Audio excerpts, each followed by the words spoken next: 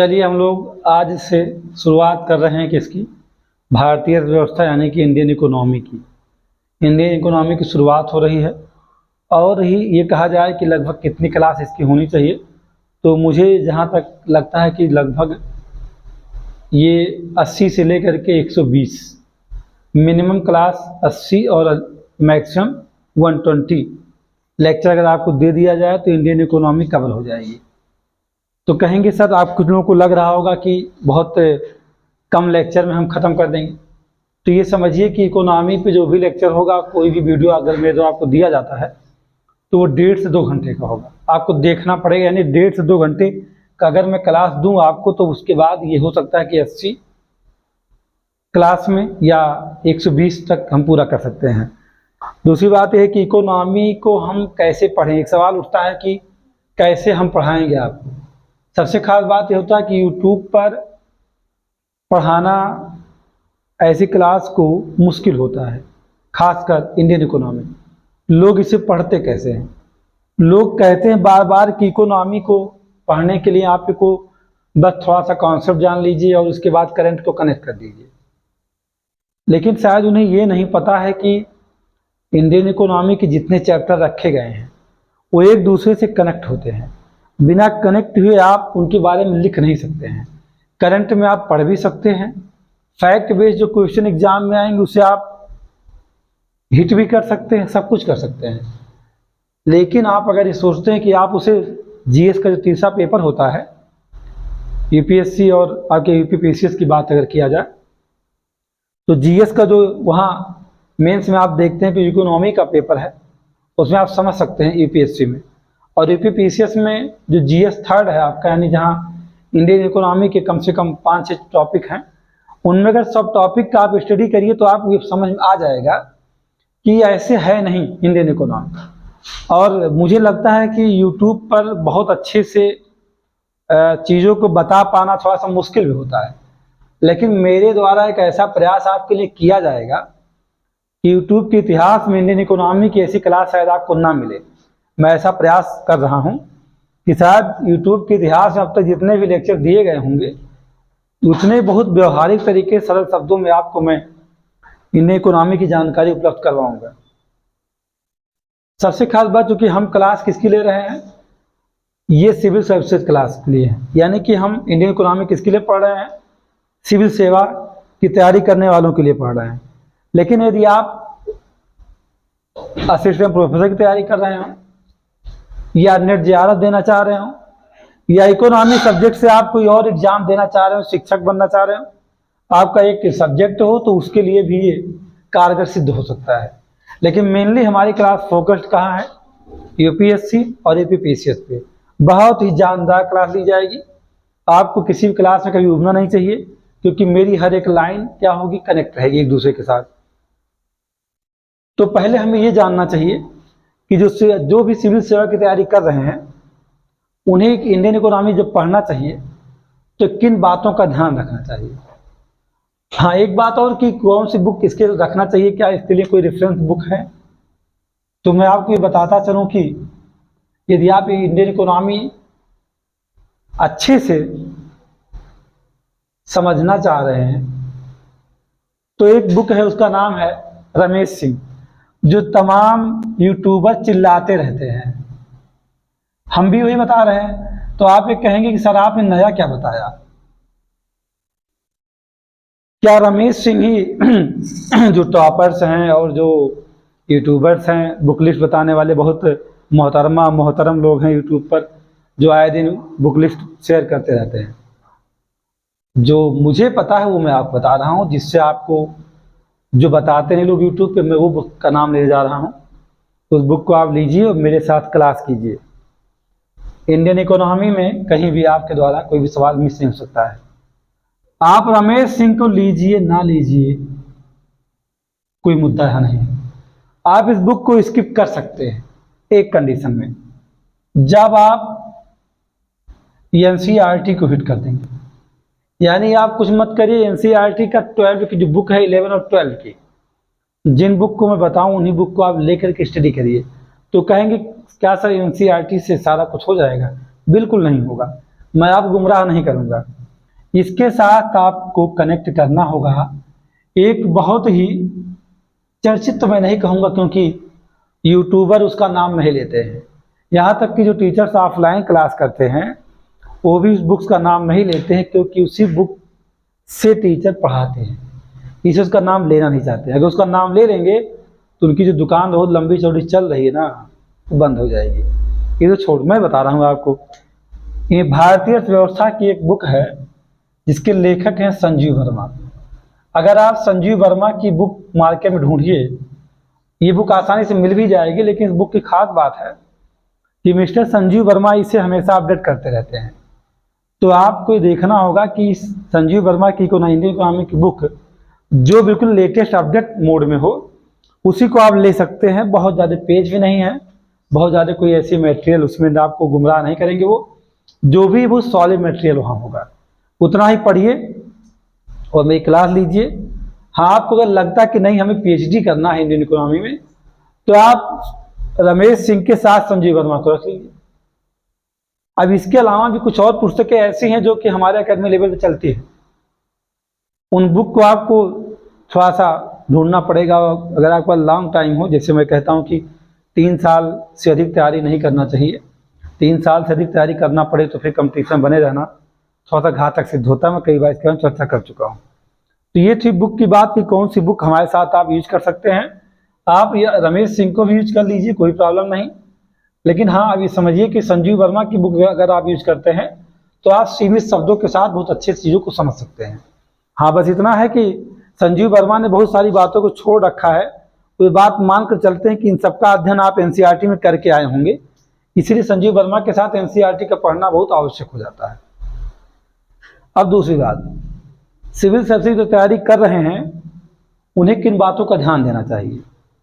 हम आपको सिर्फ पढ़ाएंगे नहीं, हम आपको इंडियन इकोनॉमी सिखाएंगे, क्योंकि ये वो चीज़ें हैं इसमें जो हमारे होम मैनेजमेंट में बहुत ही आवश्यक होती है। इकोनॉमी रियल में कहाँ होता, होम मैनेजमेंट ही तो है, ये गृह प्रबंधन ही है। हम अपने परिवार में आर्थिक क्रियाओं को कैसे चलाते हैं, कैसे उसका प्रबंध करते हैं, वही तो है ये। अब यहाँ चूंकि सिविल सर्विस में जो एग्जाम दे तैयारी कर रहे हैं लोग, वो सीधे कहाँ चले जाते हैं, कहते हैं हमें कॉन्सेप्ट तैयार करना है।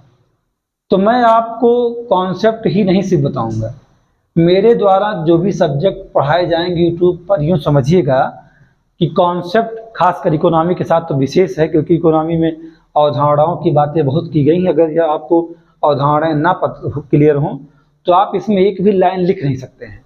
मोस्टली बच्चे जीएस थर्ड पेपर जो होता है मेंस का, उसके लिए परेशान रहते हैं, बिल्कुल कहते हैं ये तो समझ में नहीं आ रहा है। तो अगर इसके कॉन्सेप्ट को जब तक आप क्लियर नहीं करेंगे तो आप एक भी लाइन लिख नहीं सकते हैं। तो कहाँ हमें चलना चाहिए, जब इंडियन इकोनॉमी हम पढ़ रहे हों तो हमारे अंदर उसका कॉन्सेप्ट बिल्डअप होना चाहिए। यानी कॉन्सेप्ट बिल्डिंग क्यों होना चाहिए, अगर कॉन्सेप्ट आप क्लियर कर लेंगे, जैसे कि अगर आपको देखा जाए कि इकोनॉमी और इकोनॉमिक्स, ये अवधारणा किस बात की, इसमें कॉन्सेप्ट क्या है, इकोनॉमी इकोनॉमिक्स क्या दोनों सेम है या कोई इन दोनों डिफरेंट है। डिफरेंट अगर जानोगे तो इन्हें अलग कर पाओगे, नहीं तो कहेंगे नहीं नहीं इकोनॉमिक्स और इकोनॉमी तो एक ही है। यानी आपके अंदर अवधारणा की समझ हो और साथ ही यह भी पता हो आपको कि इकोनॉमिक्स की जो पुस्तक है वो फैक्ट बातें हैं, इसके लेखक कौन है, इसे उस पुस्तक में क्या बातें कही गई हैं, किसका उल्लेख किया गया है, कब इकोनॉमिक्स से निकला हुआ कोई कॉन्सेप्ट या कोई थ्योरी क्या बन जाती है, इकोनॉमी बन जाती है। ये बातें जब की जाती हैं यानी कि आपके अंदर उसका कॉन्सेप्ट बिल्डअप होना चाहिए, कॉन्सेप्ट बिल्डिंग होनी चाहिए। अगर इसके साथ आप फैक्ट को कनेक्ट कर दे रहे हैं तो फैक्ट की बातें मात्र 10% की जाती है। हमारे द्वारा आपके अंदर कॉन्सेप्ट तो बिल्डअप करवा ही दिया जाएगा इकोनॉमी का, साथ ही आपके अंदर उसकी समझ विकसित करवाई जाएगी। यानी आपके अंदर उसका क्या हो जाएगा, अंडरस्टैंडिंग आप में हो जाएगी। दूसरी बात यह है कि आप जब इसे समझ जाएंगे तो आपके अंदर इस अर्थव्यवस्था के कॉन्सेप्ट के बारे में सोचने की एक अवधारणा विकसित हो जाएगी। यानी आप क्या करेंगे, कोई भी टॉपिक आप कोई भी इसका इकोनॉमी कोई टॉपिक आपके सामने आती है तो आप उन अवधारणाओं को अपनी सोच से भी टैकल कर ले जाएंगे। नहीं तो आप इसे सॉल्व नहीं। इकोनॉमी को मैं बहुत ईजी नहीं मानता हूँ, क्योंकि यह बहुत ही सैद्धांतिक है और इसे करंट से कनेक्ट करना होता है। अगर आपको व्यवहारिक आप समझ नहीं पा रहे हो, इसको लेकर के आपके अंदर कोई थिंकिंग डेवलपमेंट नहीं हो पा रहा है इस सब्जेक्ट को लेकर के, जब तक आप समझेंगे नहीं तो आप सोचने की क्षमता आपके अंदर नहीं होगी, और सोचने की क्षमता आपके अंदर नहीं होगी तो ये समझिए कि आप मेंस को लिख नहीं सकते हैं। और 90% की जो तैयारी है मेंस की लिखने की वो थिंकिंग डेवलपमेंट पर ही है। तो हमने एक बुक के बारे में पहले ही क्यों बता दिया, इसलिए हमने बुक के बारे में बता दिया पहले। आपको आसानी से रमेश सिंह मिल जाए या कोई नहीं मिलता है तो आप एनसीईआरटी की बुक ले लीजिए इकोनॉमी की, उसी को आप पढ़िएगा, क्योंकि उसमें आपके अंदर क्या होगी, सोचने की क्षमता विकसित होगी और आप समझ ही पाएंगे, समझेंगे तो सोचेंगे भी। तो एनसीईआरटी को आप क्या करेंगे, कनेक्ट करेंगे, क्योंकि 90% चीजें मेंस में लिखने के लिए आपकी सोच पर है। अगर आपके अंदर सोचने समझने की क्षमता नहीं है तो आप ये समझ सकते हैं कि आप मेंस लिख नहीं पाएंगे। और मेंस लिखने के लिए सबसे बड़ा खेल कहाँ है, किसी की बताई हुई बातों को लिखना नहीं होता। जब आप मेंस में जाते हैं या आप आंसर राइटिंग कर रहे हो, दोनों स्थिति में आप जाते हैं तो आप किसी आपसे कहा जाए कि योजना आयोग के गठन का क्या उद्देश्य था, जो कि आपके जीएस टॉपिक नंबर 1 की बात है। योजना आयोग का उद्देश्य क्या था, योजना आयोग क्या है, योजना आयोग बनने का क्या कारण है, जब तक वो आप समझ नहीं पाओगे तब तक योजना आयोग ने देश को क्या दिया है, या योजना आयोग के द्वारा 5 ईयर प्लान चलाए गए हैं, उसने उसकी उपलब्ध संसाधनों को देखते हुए वो क्या किया है, नियोजन का सिद्धांत अपनाया और हर 5 साल के लिए कुछ न कुछ अपना कार्यक्रम बनाता रहा और उसमें वो टारगेट देता रहा कि हम अपने संसाधन कैसा ऐसे यूटिलाइज करेंगे। तो आप फिर कैसे समझ सकते हैं। यानी कि आपको कोई भी एक इकोनॉमिक शब्द आपके पास है तो उसका कॉन्सेप्ट जानो, उसकी फैक्ट बात भी जानो। आपसे कहा जाए कि योजना आयोग के गठन के पीछे किसका हाथ है तो पूरा फैक्ट है। तो किसका हाथ है बेटा, योजना आयोग के गठन में किसका हाथ है, योजना आयोग के गठन में किसका हाथ है। हमने कहा ना कि ये भी तो कॉन्सेप्ट ही है। ये 3 बातें कंपटीशन की जान है। किसकी हाथ, किसका हाथ है, किसका हाथ है भाई,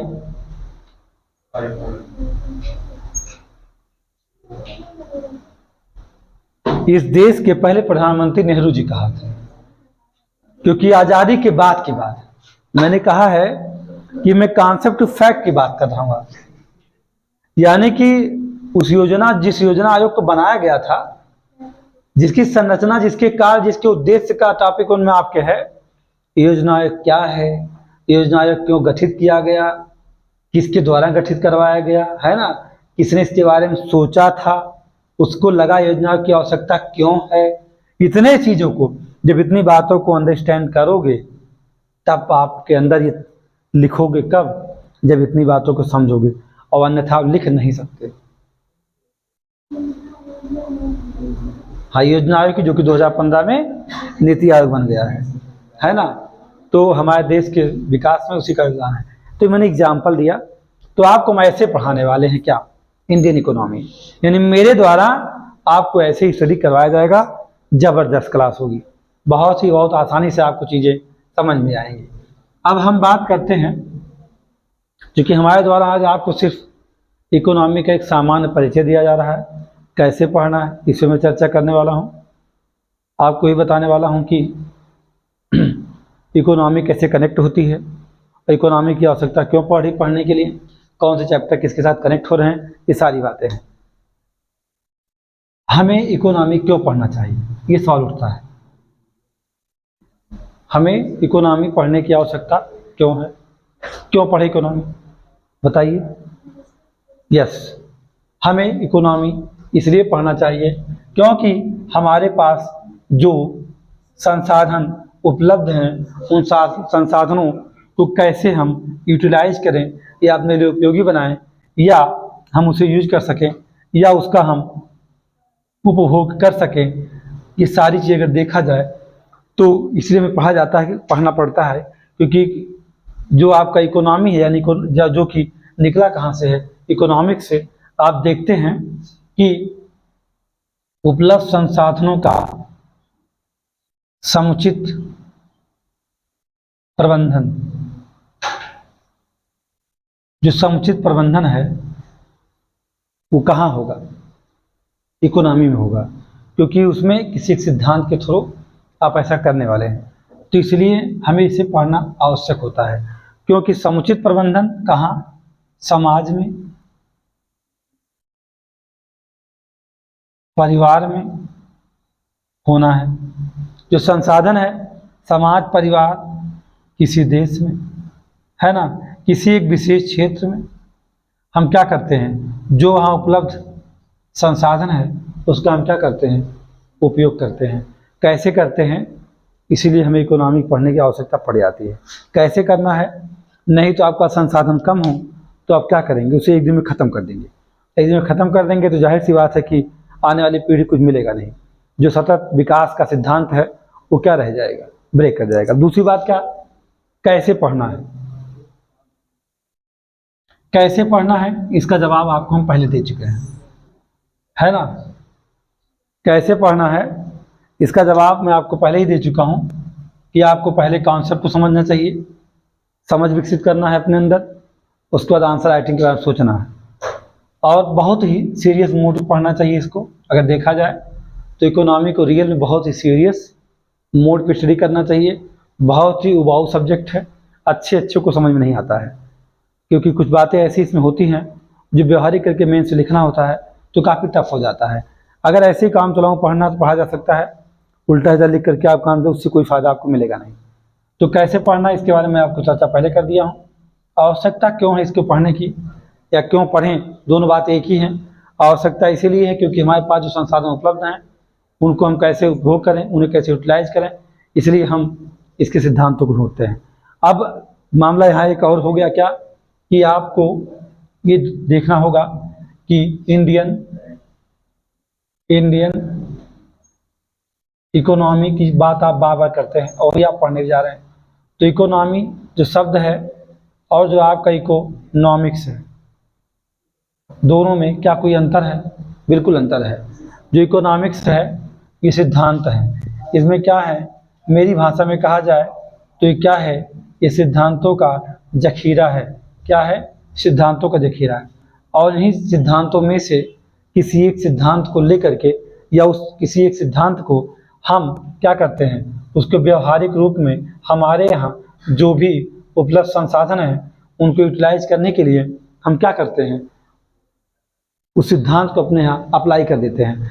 जब उस सिद्धांत को व्यवहारिक रूप से अप्लाई किया जाता है किसी भी देश में, तब वह क्या कहलाता है, उस देश के से जुड़ने के साथ साथ उसे हम कहते हैं इकोनॉमी। और जब किसी देश के साथ सिद्धांत जुड़ता है तो उसे क्या कहा जाता है, इंडियन इकोनॉमी, रशियन इकोनॉमी, है ना, अमेरिकन इकोनॉमी। आप ऐसे शब्दों का प्रयोग करते हैं। तो यानी कि इसलिए आपको पढ़ने की आवश्यकता अधिक पड़ती है, क्योंकि इकोनॉमिक्स और इकोनॉमी के मध्य में अंतर आपको जानना चाहिए। दोनों अलग अलग हैं, ये सिद्धांतों का जखीरा है और इसी में से कुछ सिद्धांतों को लेकर के जब कोई देश क्या करता है, अपने उपलब्ध संसाधनों को यूटिलाइज करने के लिए अपने यहाँ व्यवहारिक रूप से उसे लागू कर लेता है, अपने आर्थिक क्रियाओं को संचालित करने के लिए जब इकोनॉमिक सिद्धांतों को व्यवहारिक रूप से अपने यहाँ अप्लाई करता है तो उसे क्या कहा जाता है, उसे कहा जाता है इंडियन इकोनॉमी कहेंगे। जिस देश के साथ जुड़ेगा उस देश का अर्थव्यवस्था कहलाएगा, चाहे अमेरिकी अर्थव्यवस्था हो, चाहे भारतीय अर्थव्यवस्था हो, चाहे चाइना की हो, चाहे जापानी हो, किसी भी देश के साथ जो सिद्धांत जुड़ेगा तो देश साथ जुड़ने के साथ साथ तो क्या कहलाएगा, उस देश की अर्थव्यवस्था कनेक्ट हो जाएगी। ये बातें की जाती हैं। इतनी सी बातें अगर आप समझ रहे हो तो आप कहेंगे मैंने तो अभी कोई बात नहीं किया। क्या नहीं बात किया कि इकोनॉमी क्या है, अर्थशास्त्र क्या है, इसके बारे में कुछ चर्चा मैंने आपसे किया नहीं। हो सकता है कि 20 में 25 मिनट क्लास आपकी हो गई हो, आपको लग रहा होगा अभी तो कोई सी बात की नहीं जा रही इसमें कि अर्थशास्त्र फला सबसे बन मिल के बना है, इसका अर्थ ये होता वो होता है। तो उसको समझने से पहले आपको हम बताते चलें। अगर वहीं से सीधे आपको आना है तो किसी बुक को उठाइए, पढ़ जाइए, आपका काम बन जाएगा। काम बन जाएगा मतलब आप फेल हो जाएंगे, मेरा जो मानना है। खाली बुक उठाओ, पढ़ लो। अगर आपको तो समझ नहीं है तो आप मुझसे से इसलिए क्लास ले लेंगे क्योंकि आपके अंदर उस समझ को विकसित करना है। तो इसलिए तो क्यों पढ़ें, कैसे पढ़ें, आवश्यकता क्यों पड़ रही है? तो आवश्यकता हमें इसीलिए पड़ रही है क्योंकि हर देश के पास अपनी अर्थव्यवस्था है। बशर्ते क्या सिद्धांत एडम स्मिथ की वेल्थ ऑफ नेशन के ही हैं, जो स्कॉटलैंड के रहने वाले, उन्होंने लिखा था। कब लिखा था? 1776 में लिखा था। ये सब फैक्ट बातें हैं, ये फैक्ट चीज़ें हैं। और इसमें कुछ अगर व्यवहारिक शुरुआत की चीज़ें बात ना किया जाए तो मुझे लगता है कि आप इसे समझ इतनी आसानी से नहीं सकते हैं। चलिए देखते हैं कि भारत में इस अर्थव्यवस्था को कहाँ से पढ़ना चाहिए, कहाँ से कहाँ तक का हमें अध्ययन करना है, इसकी बात की जाएगी कि हमें इंडियन इकोनॉमी को वास्तव में कहाँ से पढ़ना चाहिए। तो मेरे अनुसार अगर देखा जाए तो दो स्थिति है। मेरा मानना है कि इंडियन इकोनॉमी 1991 को हम डिवाइड कर सकते हैं। जैसे कि हमारे यहाँ जनसंख्या का क्या है, एक डिवाइडिंग ईयर है, एक महाविभाजक है, जिसे आप 1921 बताते रहते हैं।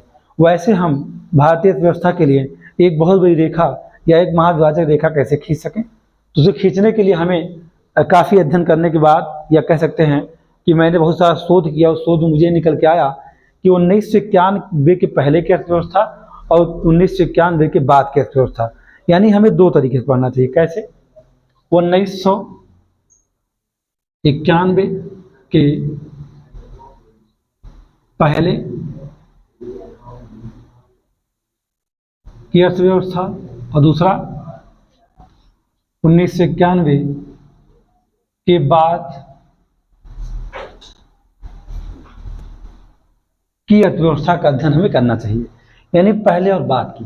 तो क्या 1991 के पहले हम देख लें और 1991 के बाद की अर्थव्यवस्था देख लें? तो क्या ऐसा तो नहीं है कि 1991 के बाद ही भारतीय इतिहास में कोई ऐसी घटना घटी हुई हाल ही में जहाँ पर भारतीय अर्थव्यवस्था कुछ बदल सी गई हो या परिवर्तित स्वरूप में आ गई हो?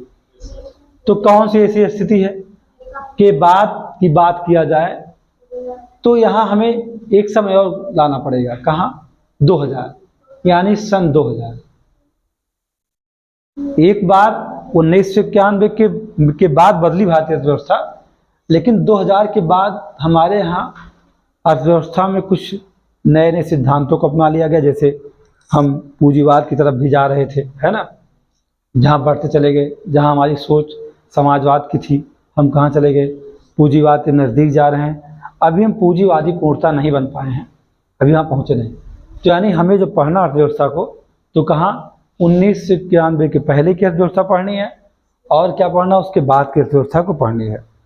अब बात होती है कि 1991 के पहले की अर्थव्यवस्था बस एक चैप्टर है, ब्रिटिश कालीन भारत की जो आर्थिक स्थिति है वही देखना है। अगर आप मॉडर्न इंडिया चैप्टर आप पढ़े हों, मॉडर्न आधुनिक भारत, आप इंस्पेक्टर ही पढ़ रहे हैं या कोई भी बुक पढ़ रहे हों, तो आधुनिक भारत में एक चैप्टर है ब्रिटिश कालीन भारत की आर्थिक स्थिति, यानी ब्रिटिश काल में भारतीय अर्थव्यवस्था पर क्या प्रभाव पड़ा है।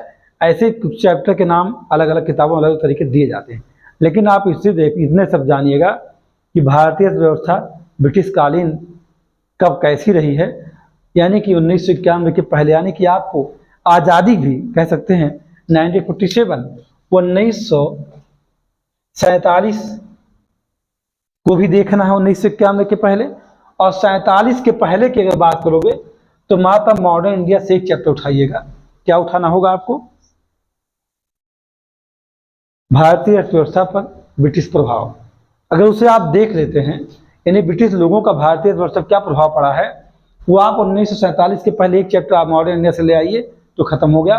और 1947 के बाद 1991 के बीच में जो भारतीय अर्थव्यवस्था है उसकी कैसी स्थिति है, अगर उसका आप अध्ययन कर लीजिए तो यूँ समझिएगा कि एक सवाल हमेशा इंटरव्यू के लिए, एक सवाल हमेशा मेंस के लिए बिल्कुल आराम मिलेगा आपको। कहाँ? GS1 में जाओगे तो ब्रिटिश कालीन अर्थव्यवस्था, भारतीय अर्थव्यवस्था चर्चा एक सवाल वहाँ बन जाता है ना, बाबा पूछा गया यूपीपीसीएस में। GS3 में भी वो सवाल कभी भी आपसे पूछा जा सकता है। तो आपको दो फायदे होंगे, अगर आप 1991 से 1947 के बीच उसके पहले के भारतीय व्यवस्था का अध्ययन करते हैं, वो भी मुश्किल से 1-2 चैप्टर की बात होती है, ज़्यादा कुछ नहीं पढ़ना है। थोड़ा सा आपको जानकारी अगर आप ले लेते हैं तो आपके लिए आसान हो जाएगा। अब अगर आप इसका अध्ययन कर लिए तो आपको किसका अध्ययन करना चाहिए? तो आपको 1991 के बाद का अध्ययन करना चाहिए। तो 1991 के बाद का जब अध्ययन आप करना चाह रहे हो तो आप ये ढूंढिए कि 1991 के बाद किसका अध्ययन करोगे। सोचने की बात हुई ना, किसका अध्ययन करेंगे आप? 1991 किसका अध्ययन करोगे? कौन है यहाँ? आर्थिक क्रियाओं का। यानी क्या? आर्थिक। दूसरा क्या? सामाजिक। तीसरा क्या? राजनैतिक या राजनीतिक कह दो, है ना, 4 हो गए। राजनीतिक, और यहीं पे आप सांस्कृतिक भी कनेक्ट कर दीजिए। यानी भारतीय व्यवस्था प्रभावित हो रही है 1991 के बाद, तो कहाँ प्रभावित हो रही है? आर्थिक, सामाजिक रूप से, राजनीतिक रूप से, सांस्कृतिक रूप से। और इस भारतीय व्यवस्था में एक कह सकते हैं कि जो शिक्षा है, शिक्षा विषय में आता है ना, तो शिक्षा जो शैक्षिक हमारी व्यवस्था है, तो शिक्षा कहाँ तक प्रभावित हुई है? तो इसमें 2 बातें देखनी होंगी। शिक्षा कितने टाइप की है आप बताएं, आप लोग? शिक्षा कितने टाइप की है भारत में? जो शैक्षणिक व्यवस्था कितने टाइप की है? हाँ, 2 टाइप। कौन सी? इसी को कहा जाता है समझ होना। आप किताबें पढ़ जरूर रहे हैं, लेकिन आप में क्या समझ है? आप पढ़ते हैं, उसे जानना नहीं चाहते हैं। आप जानने का प्रयास करिए, आप पढ़ने का प्रयास मत करिए। गधे मत बनिए, घोड़े बनने की कोशिश करिए। यानी आपको उसे क्या है? जानना है।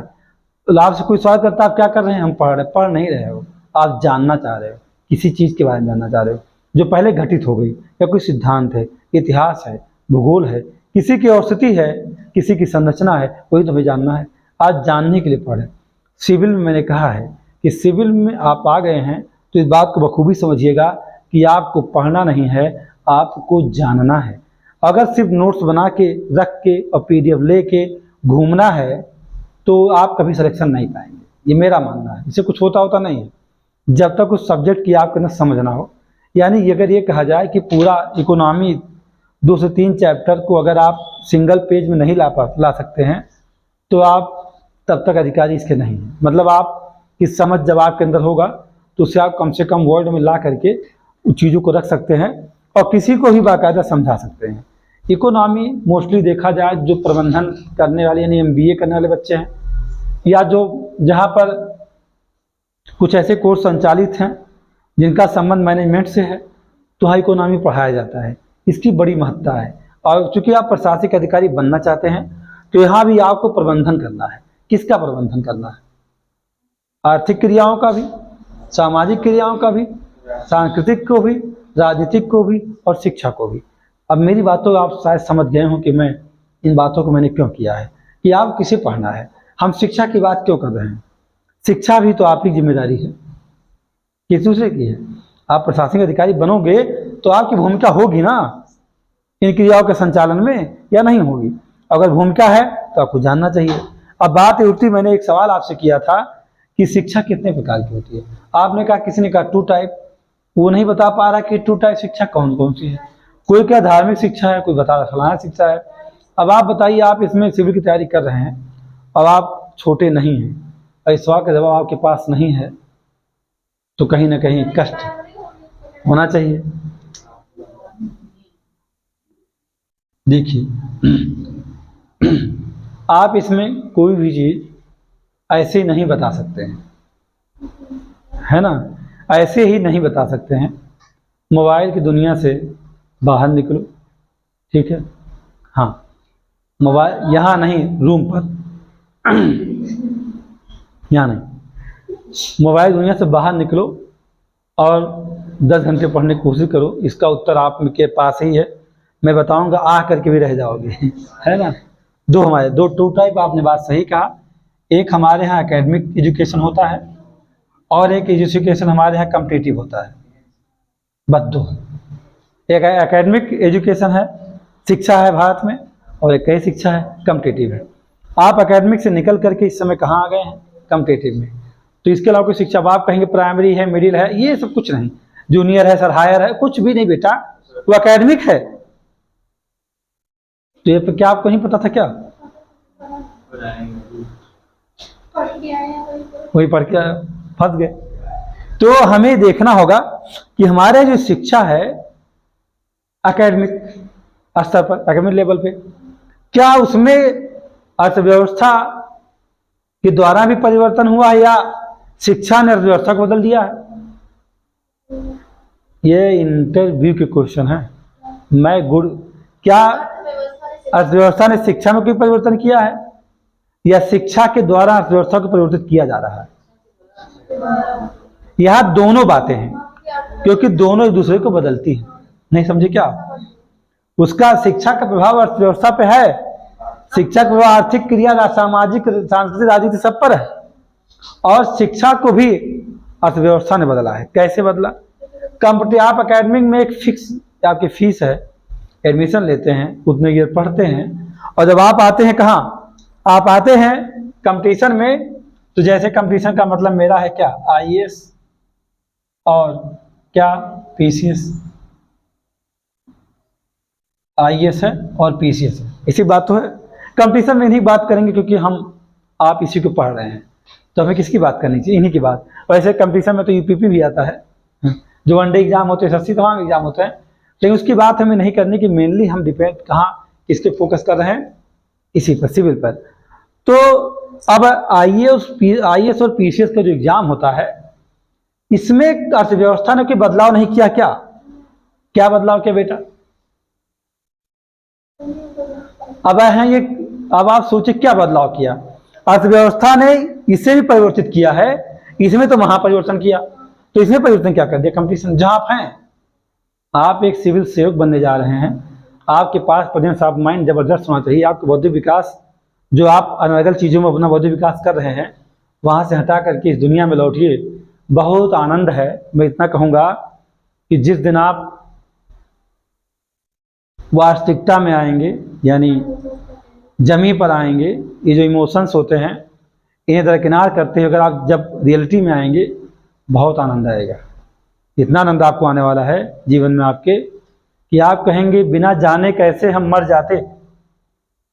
भावनाएं ऐसी हैं जो जानने के लिए आपको प्रेरणा नहीं देती। भावनाएं यानी कि लगाव है, लोगों को लगाव रहता है, तो लगाव में बहुत ही वियोग, दर्द, सब कुछ है, तो वहां आपको जानने के समय नहीं मिलेगा।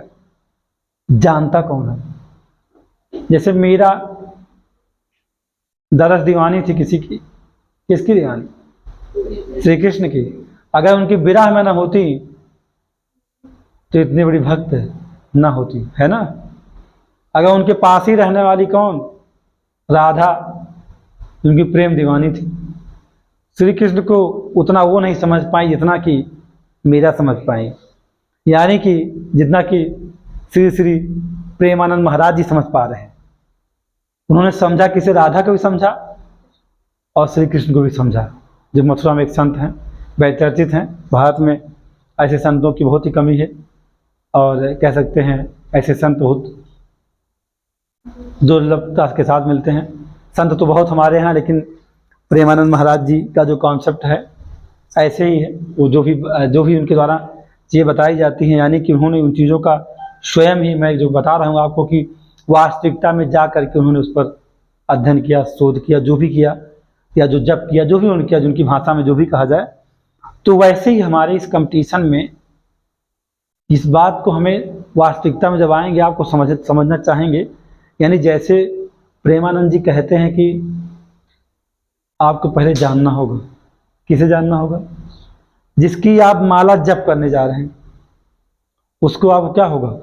उसे आपको जानना होगा। जानने के लिए आपको, आपकी भावनाएं तो होंगी, लेकिन आपको उसके साथ वास्तविकता के साथ भी जोड़ना पड़ेगा, तब आप उसे जान सकते हो। उससे करीब जाओगे तो उसके जो बातें हैं, या जो उसके द्वारा जो सिद्धांत जैसे गीता है, उनकी बातों को आप समझ पाएंगे, अन्यथा समझ नहीं पाएंगे। तो बड़े ही अच्छे संत हैं, कभी मौका में जरूर देखिए उनके बारे में। आप कहाँ नहीं समझ पा रहे हैं कि इस कंपटीशन यानी अर्थव्यवस्था ने भारतीय शिक्षा में, जो शिक्षा टू टाइप है, एकेडमिक एंड कॉम्पिटिटिव है, उनमें कहाँ परिवर्तन कर दिया है। एकेडमिक लेवल पे पैटर्न को बदल दिया है, और अगर आप थोड़ा सा झांकेंगे कॉम्पिटिटिव लेवल पर, तो यहां भी 2000 के बाद पैटर्न को बदल दिया है। नहीं समझे? 2000 के बाद पैटर्न को बदल दिया गया, यानी कि 2000 के बाद से यूपीएससी ने अपने पैटर्न को चेंज किया, सीसेट अप्लाई कर लिया, और यूपीपीसीएस की बात को 2000 के बाद ही बात है, 2000 के बाद की बात है। भले ही उसने 2012 में सीसेट को अडॉप्ट किया है, लेकिन सीसेट को लाने का क्या कारण था? एप्टीट्यूड टेस्ट क्यों लाया गया? किसका प्रभाव इसके ऊपर है? अर्थ का प्रभाव है, यानी अर्थव्यवस्था का प्रभाव है। यानी शिक्षा को उसने प्रभावित किया है, और शिक्षा ने अर्थव्यवस्था को प्रभावित किया है। तो ये अगर बात किया जाए कि हमें अर्थव्यवस्था को कैसे पढ़ना चाहिए, क्या पढ़ना चाहिए, कहाँ से पढ़ना चाहिए, तो हमारी शुरुआत 1991 के पहले से होती है। पहले से होने का मतलब 1947 से 1991 के बीच का एक भारतीय अर्थव्यवस्था देखना होता है, और 1947 से ब्रिटिशकालीन जो भारतीय अर्थव्यवस्था पे प्रभाव पड़े हैं एक दो क्वेश्चन में, उन्हें देखना चाहिए मेंस के लिए। और उसके बाद हमें 1991 के बाद की अर्थव्यवस्था में आर्थिक, सामाजिक, राजनीतिक, सांस्कृतिक और शैक्षिक में जो बदलाव हुआ उसका अध्ययन करना चाहिए। तो अगर हम 1947 के पहले की बात करते हैं, तो पहले जो बात की जाती है, भारत यहाँ क्या है? उपनिवेश है। किसका उपनिवेश है? ब्रिटिश। यानी हम शुरुआत कहां से करेंगे? भारत एक औपनिवेशिक राज्य था, वहां शुरू करेंगे। अब आप समझे, बच गई चीजें, यहां से आप शुरुआत करने वाले हैं। तो बहुत लंबी क्लास आपकी हो सकती है, इसलिए हम बातें आपसे इतनी ही करेंगे यहाँ तक ही। नेक्स्ट आपको क्लास में बता दिया जाएगा कि इस भारतीय अर्थव्यवस्था की शुरुआत जिसकी उपनिवेश काल से हो रही है, वहाँ से लेकर के आपका सफ़र 2015 के नीति आयोग तक, 2023 तक हुई अर्थव्यवस्था में परिवर्तन, हमारी बैंकिंग सिस्टम, मुद्रा की व्यवस्था है ना, और क्या कहते हैं पंचवर्षीय योजनाएं हमारी अर्थव्यवस्था किस स्वरूप में गई, हमने क्यों नहीं पूंजीवादी व्यवस्था को अपनाया, क्यों हमने अपना लिया किसे, मिश्रित अर्थव्यवस्था को, हमने पूंजीवाद को भी अपनाया, हमने समाजवाद को भी अपनाया, दोनों के साथ अपना लिया। हम उपनिवेशिक राज्य थे, तो हम कैसा ऐसा क्या हो गया कि हमारे अंदर परिवर्तन करके पंचवर्षीय योजनाओं में हमको ढाल दिया गया। तो इसमें हमारे देश के पहले प्रधानमंत्री नेहरू जी का बहुत योगदान है। नेहरू जी ने क्या एक वैज्ञानिक दृष्टिकोण के प्रधानमंत्री थे। देश में वैज्ञानिक दृष्टिकोण से बनने वाला भारत का पहला और अंतिम प्रधानमंत्री अब तक नेहरू जी हैं, और कोई नहीं। उनके पास अंधविश्वास जैसी चीज़ें नहीं थी। वो जितने ही वैज्ञानिकवाद की विचारधारा पर थे, उतने ही वर्तमान का हमारा प्रधानमंत्री सीधा विपरीत है। हमारे प्रधानमंत्रियों में एक दूसरे का बिल्कुल एग्जैक्ट अपोजिट अगर कोई है तो नेहरू बनाम मोदी, दो को आप कर सकते हैं। ये बिल्कुल उलट है, इनका वैज्ञानिक दृष्टिकोण बिल्कुल नहीं है। वैज्ञानिक दृष्टिकोण होता तो हमेशा धर्म की बात नहीं की जाती है ना। जो आर्थिक क्रिया अगर संपादित हो रही हैं तो धर्म भी अपने आप फलेगा फूलेगा, लेकिन अगर धर्म को फलना फूलना है तो आर्थिक व्यवस्था आपकी गड़बड़ा सकती है, ये आप समझिएगा।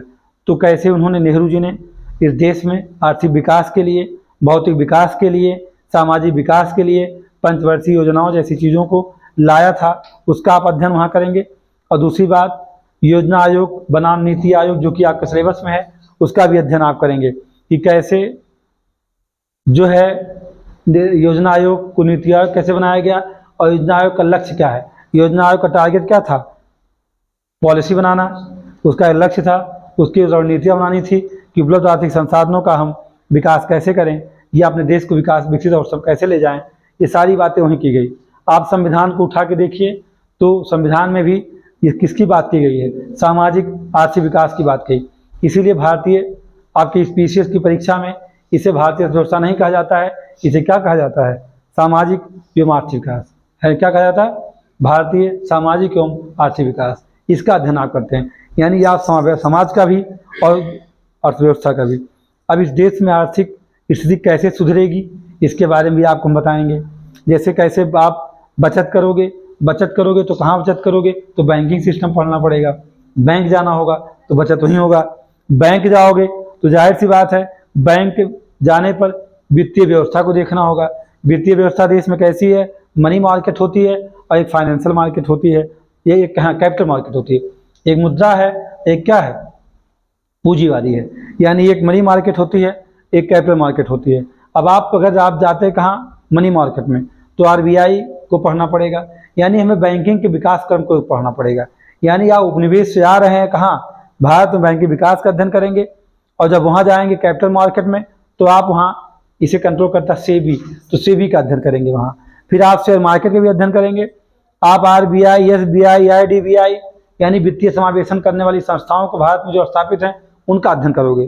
साथ ही आप सामाजिक समावेशन का अध्ययन करोगे, तब जाकर के आपका जीएस थर्ड में जो आपका वित्तीय समावेशन है वो पूरा हो पाएगा। बैंकिंग सुधार में आप बैड बैंक क्या है, एनपीए क्या है, बेसल्स क्या है, बेसल पॉलिसी क्या है, इनको भी आप स्टडी करेंगे। आप ये भी देखेंगे कि इन सबको मेंटेन करने के लिए हमारे यहाँ आरबीआई द्वारा क्या जारी किया जाता है। मॉनेटरी पॉलिसी है, मौद्रिक नीति है, यानी मुद्रा का संकुचन कैसे होगा उसका विस्तार, यानी कि इन्फ्लेशन आप पढ़ेंगे। मुद्रास्फीति ऐसा क्यों पढ़ेंगे? क्योंकि आर्थिक स्थिति कमजोर होती है। किससे कमजोर होती है? किसी देश में अगर इन्फ्लेशन होता है तो क्या होगा? वहाँ आर्थिक स्थिति उस देश की कमजोर हो जाएगी, साथ ही में सामाजिक स्थिति में भी बदलाव हो जाएगा। और जब आर्थिक और सामाजिक स्थिति बदलेगा तो उसे मजबूत करने के लिए आपको अध्ययन करना होगा किसका? राष्ट्रीय आय का। राष्ट्रीय आय में जीएनपी, एनएनपी है ना, जीडीपी, ये सब आप पढ़ने वाले हैं वहां जाकर के। GBA, market price, factor cost, ये सब की स्टडी करेंगे आप। जब इनकी स्टडी आप कर लेंगे तो आपको एक चीज मिलने वाला कहाँ है? पब्लिक फाइनेंस, आय और व्यय क्या है, टैक्सेशन सिस्टम क्या है, बजट क्या है, बजट की कार्य प्रणाली, ये सारी बातें, बैटरी सिस्टम इन इंडिया वो कहाँ है आपको उसी में आप देखिएगा। टॉपिक नंबर 3 होना चाहिए आपके सिलेबस में, आप देख लीजिएगा। लास्ट में आप सामाजिक आर्थिक विकास का विश्व के अन्य देशों के साथ कैसा संबंध रहा है, क्या प्रभाव पड़ा है, इसका अध्ययन भी आप करना पड़ेगा। उसमें आप क्या पढ़ेंगे? विदेशी व्यापार। विदेशी व्यापार में क्या? व्यापार संतुलन और भुगतान संतुलन, दोनों आपको पढ़ना पड़ेगा। मुद्रा का विनियमन करेंगे और मुद्रा का की प्रचलितता क्या है, यानी उसका ट्रांसफॉर्मेशन क्या है मनी का। और लास्ट में आप पढ़ेंगे एफडीआई या निवेश को पढ़ेंगे। अगर इसी बातों को आप अच्छे से पढ़ लेते हैं और करंट से कनेक्ट कर लेते हैं तो यूँ समझिएगा इंडियन इकोनॉमी वेल मेंटेन, कोई समस्या आपको नहीं है। आपको इतनी बातें पढ़नी है, यानी ये कहा जाए कि मैंने अपने लेक्चर के थ्रू आपको लगभग सिलेबस को बता दिया है। हाँ, कुछ बातें मुझे बतानी है जो नेक्स्ट क्लास में बताएंगे। आपको मेरी बातें बहुत अच्छी लगी हों और आपको लेक्चर आपके लिए कारगर साबित हो सकता है, तो आपसे इस बात का निवेदन है कि आप इसको, इस वीडियो को शेयर करिए, जितना हो सके उतना शेयर करिए। अगर आपको लगता है कि बहुत कारगर आपके लिए, सब्सक्राइब भी कर सकते हैं, ये आपकी इच्छा पर निर्भर करता है। अगर आपको अच्छा लगता है तो लोगों तक पहुँचाएंगे, और लोगों तक उन लोग बीच में पहुँचाइए जो बड़े बड़े शहरों में जा करके कोचिंग नहीं पढ़ सकते हैं। उनके बीच में अगर आप हमें पहुँचाते हैं तो मुझे एनर्जी मिलेगी, क्योंकि बहुत सारे लोग ऐसे गाँव में पड़े हुए हैं जो बाहर नहीं निकल पा रहे हैं। लड़कियाँ हैं, लड़के हैं जिनके पास संसाधन उपलब्ध नहीं है, उनका गृह प्रबंधन ठीक ठाक नहीं है, तो उसके प्रबंधन के लिए मैं निःशुल्क क्लास इकोनॉमी की आपको दे सकता हूँ, बहुत ही ज़बरदस्त क्लास दे सकता हूँ। बस आपको इतना करना कि कोई भी सुझाव आप देना चाहते हो तो बेशक कमेंट बॉक्स में हमें सुझाव दीजिए और लोगों तो मुझे पहुँचाइए लोगों के बीच में। धन्यवाद।